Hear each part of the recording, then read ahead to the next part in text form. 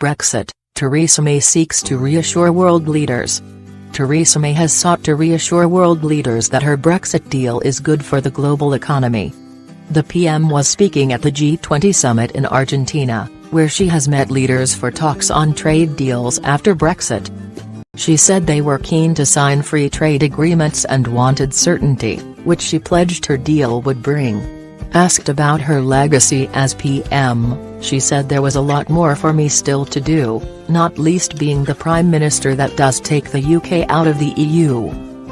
The G20, which this year holds its summit in Buenos Aires, is made up of the 19 of the world's most industrialized nations, plus the European Union. It accounts for 85% of the world's economic output and 2/3 of the world's population. For the first time in more than 4 decades, the UK will have an independent trade policy, she told reporters at a press conference.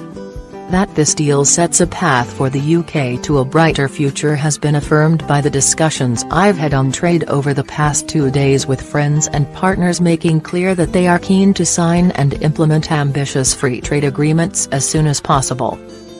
Certainty for the future. The summit came as another government minister, Sam Gyimah, resigned over Mrs May's Brexit deal, saying he would vote against it when the agreement goes before Parliament on 11 December.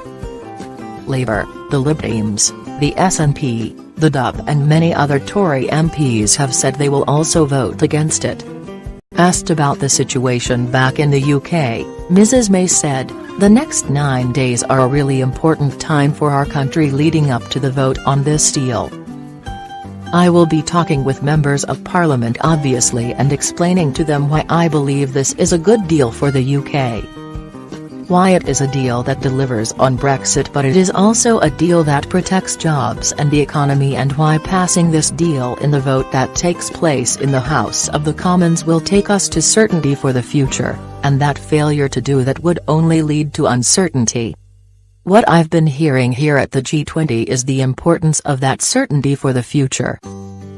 The Brexit deal has already been agreed between the EU and UK. If MPs reject the deal, a number of things could happen, including leaving with no deal, an attempt to renegotiate or a general election. Mrs May earlier met the Japanese leader, Shinzo Abe, who urged her to avoid a no-deal Brexit. Major Japanese companies such as Nissan, which employs 7,000 people at Britain's biggest car factory in Sunderland, and Honda are concerned about the possible impact on their supply chains across Europe. She told him she was confident Japanese businesses in the UK would continue to trade well with the EU. Mrs May also held talks with Australian Prime Minister Scott Morrison, who praised her great determination on one of the most vexed issues I think there is.